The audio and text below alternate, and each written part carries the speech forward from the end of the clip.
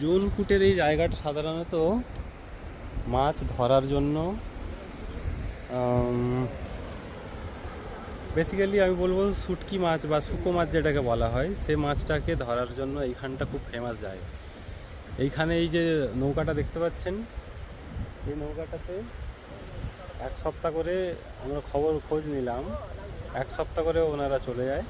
চাল, প্রয়োজনীয় জিনিসপত্র, বেঁচে থাকার জন্য জল, আরও যেসব জিনিসপত্রগুলো আছে ওনারা নিয়ে সমুদ্রে চলে যান, গিয়ে মাছ ধরে নিয়ে আসেন, নিয়ে এসে একসঙ্গে আবার ফেরত আসেন। এইদিকে দেখুন একটা কাকু মাছ কটা টেনে নিয়ে যাচ্ছেন কাজের সুবিধার জন্য। ওইখানে একটা থার্মোকলের একটা ভেসেল বানিয়েছে, ওতে প্রয়োজনীয় জিনিসপত্রকে সহজে যাতায়াত করার জন্য নিয়ে। তো আলটিমেট বলা যেতে পারে যে জায়গাটা এতটাই সুন্দর আর এতটাই কমার্শিয়াল টাইপ জায়গা, এখানে খুব ফ্রি জায়গা, খুব ভালো। তো যত আমার মনে হয় এইরকম আরও কিছু জায়গা আছে, যত শুকনো মাছ, শুটকি মাছ যেটাকে বলা হয়, সবটাই কিন্তু এই রকম জায়গা থেকেই সরবরাহ করা হয়। ধন্যবাদ।